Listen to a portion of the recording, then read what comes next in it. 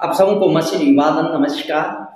मेरे प्रियो, नाउडेज बहुत सारी प्रकार की मसीह शिक्षा मंडली में आ चुके हैं। विशेष लोग चुन नहीं पा रहे हैं कि कौन सा शिक्षा सही है, जिसे मंडली में हमें सुनना चाहिए या प्रचार करना चाहिए। मेरे प्रियो, आज मैं गलत शिक्षा क्या है इसका बारे में नहीं, लेकिन सही शिक्षा क्या है जो हमें मंडली में, मसीह कलीसिया में प्रचार करना चाहिए, इसका बारे में कुछ बातचीत करना चाहता हूं। आज मेरा शीर्षक है मसीह शिक्षा। आइए मेरे साथ खोलें प्रेरित का काम 2 अध्याय 42वां पद। यहाँ ऐसा बोलता, और वे प्रेरितों से शिक्षा पाने और संगति रखने और रोटी तोड़ने में और प्रार्थना करने में लवलीन रहे। आमेन। आइए धन्यवाद दें। पिता, हम धन्यवाद देते हैं आज की वचन के लिए, जो वचन तूने हम लोग के बीच में रखा है। प्रभु, तू ये वचन से जो भी बोलने चाहता वो बात बोल, और प्रभु हम लोग को सिखा। आज प्रवचन नहीं, लेकिन तेरी शिक्षा को हम लोग हासिल करने चाहते हैं। महिमा तेरी हो, यीशु के नाम में। आमेन, आमेन, हालेलुया। मेरे प्रियो, हम लोग पढ़ चुके हैं। वे लोग कौन थे? ये लोग वो लोग थे जो उद्धार पाए हुए लोग थे। वे लोग थे जो प्रेरित काम 1:8 में प्रतिज्ञा किया वचन का मुताबिक वो लोग प्रतिज्ञा को प्राप्त कर चुके थे। 1:8 में क्या है सुने, परंतु जब पवित्र आत्मा तुम पर आएगा तब तुम सामर्थ पाओगे, और यरूशलेम और सारे यहूदिया और सामरिया में और पृथ्वी की छोर तक मेरी गवाह होगे बने बोला हुआ है ना। ये बात जब 2 अध्याय में हम लोग पढ़ते हैं, पेंतिकोस्त का दिन आया, पवित्र आत्मा का प्रतिज्ञा उन लोगों के जीवन में हुआ, पवित्र आत्मा से बपतिस्म हो गए, और ये लोग उद्धार यीशु ने पा चुके थे। यही लोग एकत्रित होते थे। वे लोग मीन्स उद्धार पाए हुए लोग कहाँ? प्रेरित तुमसे शिक्षा पाने में। मेरे प्रियो, प्रेरित कौन है? हम लोग आजकल बहुत सारे लोगों को हम लोग सुनते हैं, एपोस्टल फलाना प्रेरित, इसका नाम प्रेरित, लेकिन प्रेरित है कौन? मेरे प्रियो, प्रेरित कौन थे जिसे शिक्षा लेने उद्धार पाए हुए लोग आते थे? प्रेरित यूनानी भाषा का एपोस्टल शब्द से आता है मेरे प्रियो, जिसका अर्थ होता है भेजा हुआ। हिंदी में प्रेरित कहा जाता है इसी को।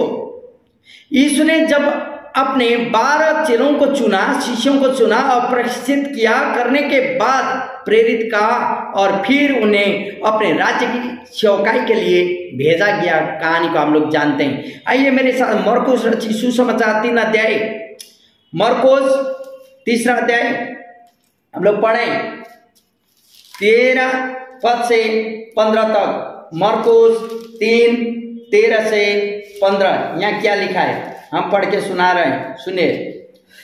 यहाँ ऐसे, फिर वह पहाड़ पर चढ़ गया और जिन्हें वह चाहता था उन्हें अपने पास बुलाया, और उसके पास आए। तब उसने 12 पुरुषों को नियुक्त किया कि वे उसके साथ साथ रहे, और वह उन्हें भेजे कि वे प्रचार करें और दुष्ट आत्माओं को निकाले का अधिकार रखें। और वे हैं, यहाँ नाम भी दिया है 12 जन का। कौन कौन थे?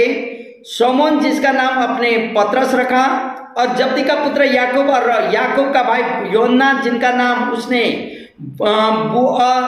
बुअनर्गिस अर्थात गर्जन के पुत्र रखा, और अंद्रियास और फिलिपुस और बरतुमई और मती और थोमा और हल्काई का पुत्र याकूब और तद्दै और शमौन कनानी और यहूदा इस्करियोती जिसने उसे पकड़ा दिया था। इन लोगों को प्रेरित बोल के उसने कहा।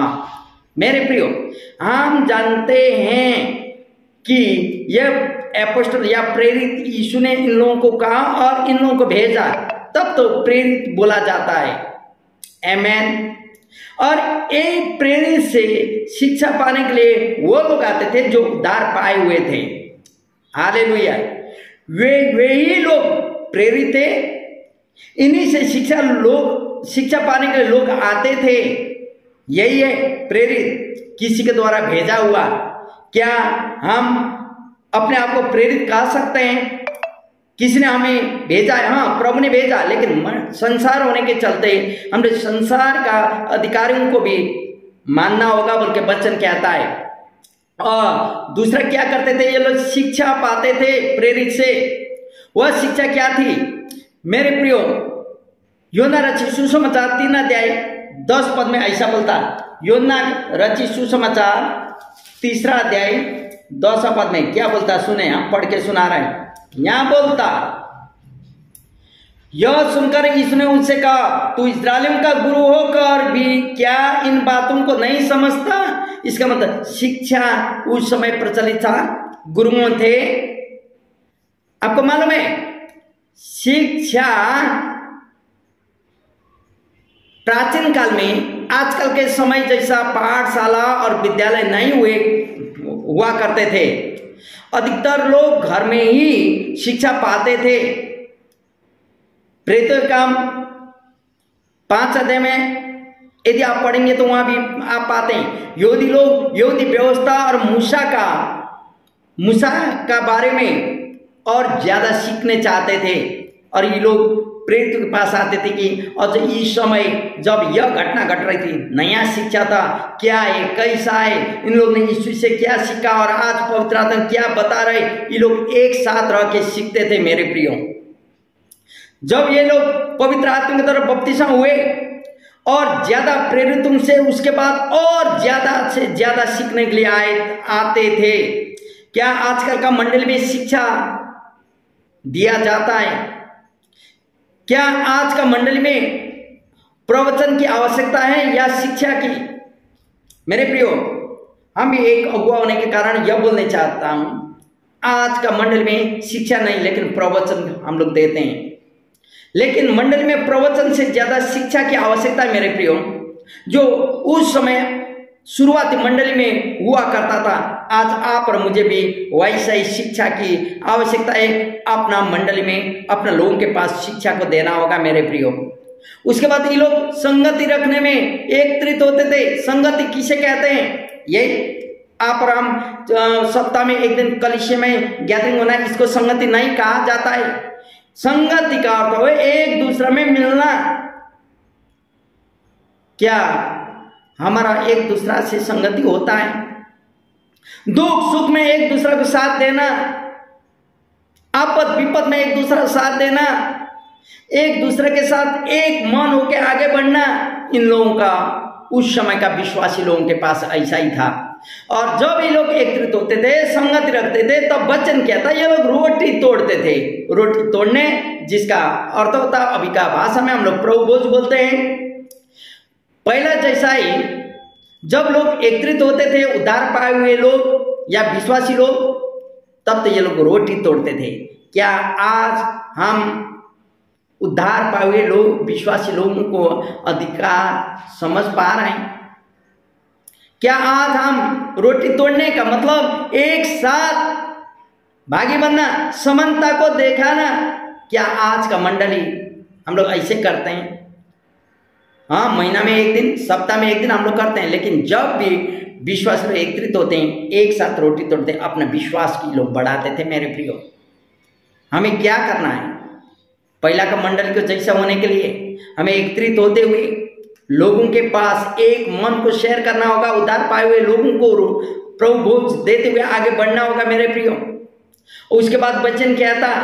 प्रार्थना में लवलीन रहते थे। क्या हमारा मंडली प्रार्थना में समय बिता पाता है?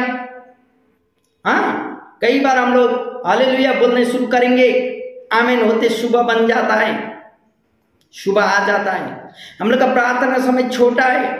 हम लोग चाहते हैं कलीसिया जल्दी से जल्दी प्रवचन खत्म हो, लंबा प्रचार ना चाहे, आराधना हम लोग नहीं चाहते। क्यों? क्योंकि हम लोग का जीवन प्रार्थनामय जीवन नहीं होने के चलते हमें प्रार्थना में ज्यादा से ज्यादा समय बिताने की आवश्यकता है मेरे प्रियो। आज मैं यह बोलते हुए छोटा सा मैसेज को यही रखने चाहता हूं। मसीह शिक्षा यह है, जब हम लोग एकत्रित होते हैं, शिक्षा का प्रचार होना चाहिए, संगति रखना चाहिए, रोटियों को तोड़ना चाहिए और प्रार्थना समय बिताना चाहिए मेरे प्रियो। खाली प्रवचन किया और आमीन बाय बाय नहीं। लेकिन मेरे प्रियो, आज का मंडली में हम लोग ऐसे करेंगे तो आज हमारा मंडली वृद्धि होगा। क्योंकि आत्मिक उन्नति तब होती जब लोगों का, विश्वासी लोगों का संगति एक दूसरे में आगे बढ़ता है। हमें बाइबल जो सिखाती उस शिक्षा को आगे लेके चलना होगा। मेरे प्रियो, आप सबों को जय मसीह। जब आपका समय हो प्रेरित तो काम जरूर पढ़िएगा। धन्यवाद।